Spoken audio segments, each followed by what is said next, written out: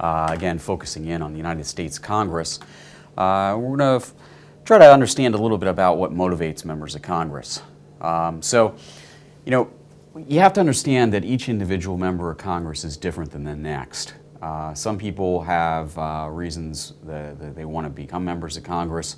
They might have policy issues that they're interested in. They may be go-getters who want to become players in American politics. Or they could just be interested in helping people from their districts. So, when we try to focus in on the way that we're going to approach an individual, we have to understand what motivates them. So are they somebody that's ambitious? Are they looking to run, if they're currently a House member, are they looking to run for the U.S. Senate? If they're a senator, are they looking to run for president or perhaps governor within their state? Is there some area that they are kind of what we could call a policy entrepreneur? What drives these people? Let's try to focus in on that. That's very important. How constituency oriented are them? And how important are issues to their district or state? Very, very different kind of concepts that we take a look at there. So a couple questions they ask. Should I approach my member at all given what I know about them, right? If it's going to be a completely lost cause, why should we even approach this member? If we have bad relationships with them, if they don't like our issue, should I even approach them and ask them?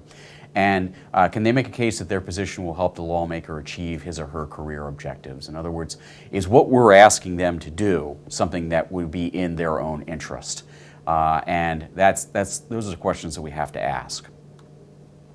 So Richard Fenno, who is kind of the Dean of Congressional Studies and Understanding Motivations, Levine kind of takes from Fenno here and adds an additional one. So he says that there are 4 incentives that members of Congress have. One is seeking re-election, and that's the #1 goal of members of Congress. That comes from Fenno, fairly well known, right? You cannot make any impact at all unless you're actually a member of Congress. You have to be elected and re-elected. Responding to political imperatives. In other words, dealing with those issues that are important to your constituents and to the country at that point in time is important, right? Policy issues. Advancing within Congress is a 3rd incentive for members of Congress, some members of Congress, not all of them. And then finally, amassing legislative and political assets. Essentially what you want to try to do, as we'll see here, is to build up enough kind of political capital with other people so that they owe you something. And if they owe you something, when you go and ask them for something, they will do what you ask them to do, right? So those are the 4 incentives. So let's just take a look here at the idea of re-election.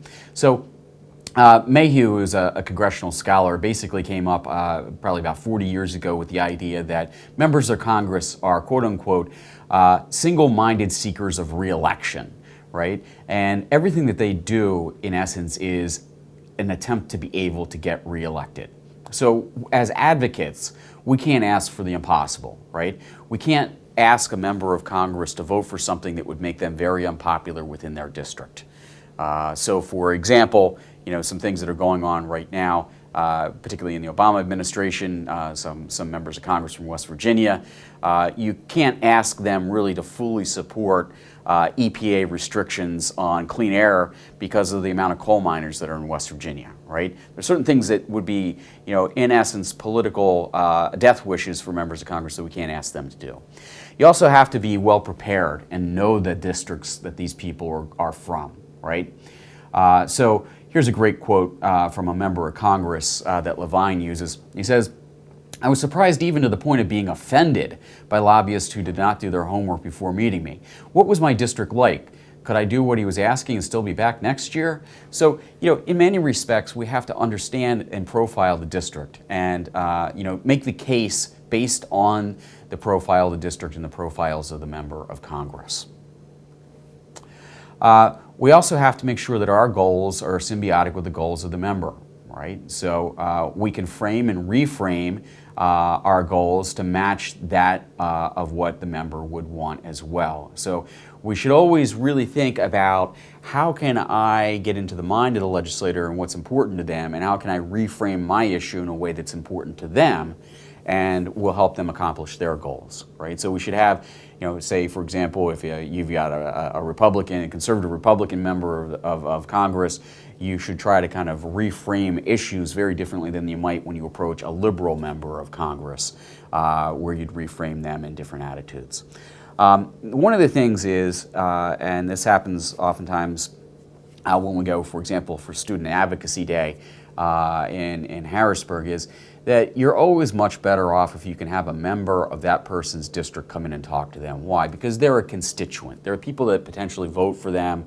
They're somebody whose story you can get across to the member of Congress because they actually represent those people, right? So there are a couple quotes here. And then finally, do something that will allow the member of Congress to have what we could call credit claiming or advertising, right? In other words, they can go back to their districts and say, I am supporting this bill which will help employ 2,000 people within my district, or I'm helping to educate the children of tomorrow because I'm supporting this piece of legislation, right? And those types of things then help a member of Congress establish their reputations. So again, always try to think of how we can make our ask useful to the member of Congress. Political imperatives. We have to understand that each individual member of Congress is not an island unto themselves.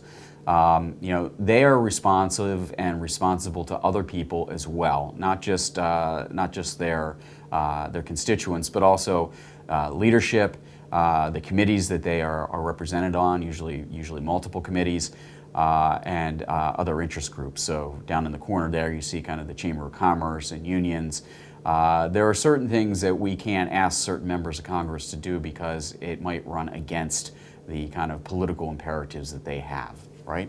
That's, as it says here, a reality of congressional life.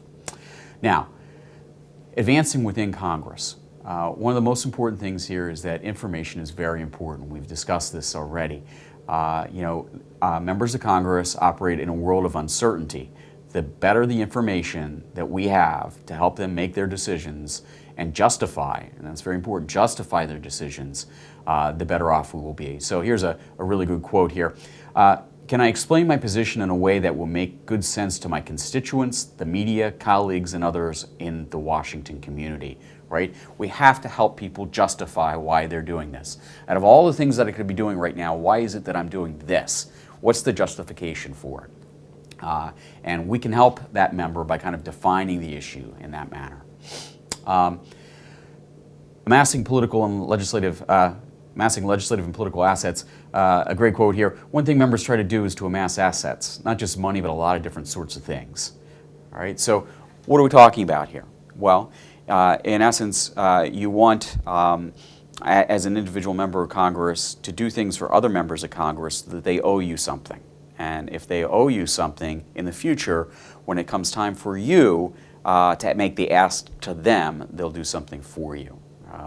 I think the primary case of this, if we go back to the late 1980s, early 1990s, was some guy named Newt Gingrich, right? A congressman from Georgia.